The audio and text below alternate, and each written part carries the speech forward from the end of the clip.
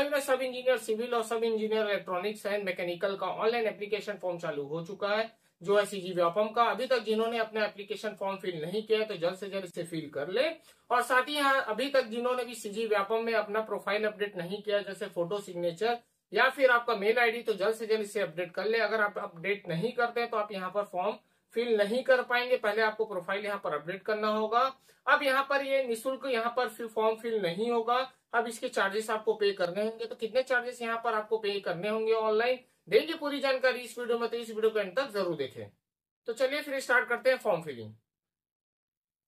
अब यहाँ देख सकते हैं कि व्यापम परीक्षा निर्देश यहाँ पर दिया गया है। तो सबसे पहले यहाँ पर बोला जा रहा है जो आपका ऑनलाइन फॉर्म यहाँ पर चालू हुआ है वो है 9/5/2025 शुक्रवार को, और साथ ही यहाँ पर अंतिम तिथि देखेंगे जो है 2/6/2025 सोमवार को, समय 5 बजे तक। तो याद रखें 2 तारीख से पहले आपको 2/6 से पहले आपको इस फॉर्म फिल करना होगा, 5 बजे से पहले, नहीं तो आप यहाँ पर फॉर्म फिल नहीं कर पाएंगे।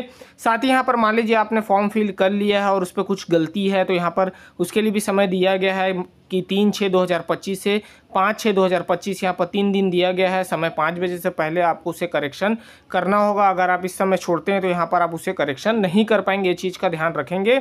साथ ही यहाँ पर बोल रहा है परीक्षा का जो यहाँ पर समय दिया गया हो 13/7/2025 का यहाँ पर आपको देखने मिल जाएगा रविवार का। साथ ही साथ यहाँ पर जो आपका एडमिट कार्ड है, प्रवेश पत्र जो जारी होने वाला 7/7/2025 सोमवार को यहाँ पर आपका एडमिट कार्ड जारी हो जाएगा। तो देख सकते हैं यहाँ पर। तो फिर आ जाते हैं हम उनके वेबसाइट पे। इसका जो लिंक है मैं डिस्क्रिप्शन बॉक्स में प्रोवाइड करा दूंगा ताकि आप डायरेक्ट इंटरफेस में आ सके। तो सबसे पहले यहाँ पर बोल रहा है रजिस्टर मोबाइल नंबर और पासवर्ड आपको यहाँ पर एंटर करने बोल रहा है। अगर मान लीजिए आपके पास मोबाइल नंबर है बट पासवर्ड नहीं है तो यहाँ पर फॉरगेट का भी ऑप्शन आप देख सकते हैं। वहाँ पर फॉरगेट कर आप अपने रजिस्टर मोबाइल नंबर पर पासवर्ड रिकवर कर सकते हैं। अगर अभी तक जिन्होंने अपना प्रोफाइल क्रिएट नहीं किया है तो जल्द से जल्द यहाँ पर ऑप्शन दिया गया है क्रिएट ए न्यू प्रोफाइल, तो उस पर जाकर अपना प्रोफाइल क्रिएट करेंगे। तो चलिए यहाँ पर पासवर्ड आईडी एंटर करने के बाद यहाँ पर आपको करना होगा सिंपली कैप्चा कोड एंटर, फिर करना होगा लॉगिन। तो चलिए यहाँ पर मैं लॉगिन करता हूँ।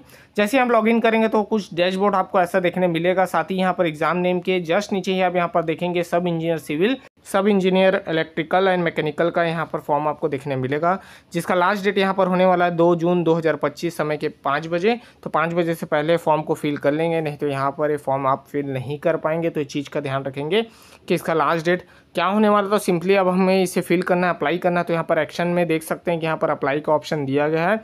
तो सिंपली उसे आपको क्लिक करना होगा। जैसे ही आप क्लिक करेंगे तो यहाँ पर आप आगे बढ़ जाएंगे। तो चलिए मैं यहाँ पर क्लिक करता हूँ और आगे बढ़ता हूँ। अब यहाँ पर देख सकते हैं कुछ इंपॉर्टेंट इंस्ट्रक्शंस हैं जो आपको जानने होंगे ज़रूरी, जैसे कि यहाँ पर अभी आपसे ना निवास ना कास्ट यहाँ पर लिया जा रहा, बट काउंसलिंग के दिन आपसे निवास कास्ट लिया जाएगा। तो ये चीज़ का ध्यान रखेंगे। साथ ही यहाँ पर मान लीजिए कुछ फॉर्म में करेक्शन है तो उसके लिए यहाँ 3 दिन का समय आपको दिया गया है। अब यहाँ पर आपको करना होगा पेमेंट। तो याद रखें कि जब भी आप पेमेंट करेंगे उसके बाद यहाँ पर सबमिट का ऑप्शन देगा, तभी आप पेमेंट के बाद ही उसे सबमिट कर पाएंगे। अगर मान लीजिए आप पेमेंट नहीं करते हैं तो फॉर्म आपका सबमिट नहीं होगा, ये चीज़ का ध्यान रखेंगे। जब आप पेमेंट कर देंगे सक्सेसफुली उसके बाद आपको सबमिट का वहाँ पर ऑप्शन दिया जाएगा। तो सबमिट कर आप अपना फॉर्म सबमिट कर पाएंगे यहाँ पर। और यहाँ पर बोला जा रहा है कि यहाँ पर जो भी डिटेल्स वगैरह आपके दिए गए हैं तो उसे एक बार ज़रूर पढ़ लें फॉर्म फिलअप करने से पहले, तभी यहाँ पर सबमिट करेंगे। और मान लीजिए फॉर्म आपका सबमिट हो गया तो उसका एक प्रिंट आउट आपको अपने पास रखना होगा, ये चीज़ का आप यहाँ पर ध्यान देंगे। तो यहाँ पर इंपॉर्टेंट इंस्ट्रक्शन दिए गए हैं, तो एक बार इसे ज़रूर आप पढ़ लें ताकि आपसे कुछ गलती यहाँ पर नहीं हो। तो ये चीज़ का ध्यान रखेंगे क्योंकि यहाँ पर अब निःशुल्क फॉर्म फिल नहीं होगा, क्योंकि यहाँ पर अब आपको करना होगा ऑनलाइन पेमेंट। तो ऑनलाइन पेमेंट करने के बाद ही यहाँ पर आप अपना फॉर्म सबमिट कर पाएंगे। तो चलिए फिलहाल मैं आगे बढ़ता हूँ और आगे बढ़ते ही आपको बताएंगे कि आप फॉर्म कैसे फिल करेंगे। तो चलिए मैं नीचे आ जाता हूँ। जैसे ही नीचे आएंगे तो यहाँ पर बोल रहा है पोस्ट अप्लाइड फॉर, तो सब इंजीनियर सिविल और सब इंजीनियर इलेक्ट्रिकल एंड मैकेनिकल यहाँ पर ऑप्शन दिया गया है। तो आपकी जो डिग्री है उस हिसाब से आप जगह सिविल वाले हैं तो सिविल का टिक करेंगे, मैकेनिकल वाले हैं तो मैकेनिकल के लिए यहाँ पर टिक करेंगे। साथ ही यहाँ पर पूछा जा रहा है जो आपकी डिग्री है इसी बेस्ड पे है तो यस करेंगे। उसके बाद यहाँ पर आपको डालना होगा आपकी यूनिवर्सिटी का नाम, तो यूनिवर्सिटी का नाम यहाँ पर आप एंटर कर लेंगे। साथ ही यहाँ पर आपको बोल रहा है रोल नंबर आपको एंटर करना है, और साथ ही यहाँ पर बोल रहा है ईयर ऑफ पासिंग, तो ईयर ऑफ पासिंग आप ये तीनों चीज़ आपको आपके रिजल्ट पे मिल जाएगा। तो ये चीज़ का ध्यान रखेंगे कि हाँ सही फिल करें, कुछ भी डिटेल यहाँ पर गलत फिल नहीं करेंगे, तो ये चीज़ का ध्यान रखेंगे। यहाँ पर परसेंट वगैरह नहीं पूछा जा रहा तो उसे आप यहाँ पर फिल नहीं करेंगे, जो पूछा गया वही फिल करेंगे। फिर करेंगे नेक्स्ट। जैसे नेक्स्ट करेंगे आपको प्रोफाइल आ जाएगा। प्रोफाइल एक बार चेक करने के बाद नीचे आ जाएंगे, जिसमें यहाँ पर एग्जाम सिटी पूछा जा रहा है, तो यहाँ बहुत से एग्जाम सिटी आपको देखने मिल जाएंगे। अपने हिसाब से नियर बाई आप यहाँ पर सेलेक्ट कर लेंगे अपने एग्जाम सिटी के लिए।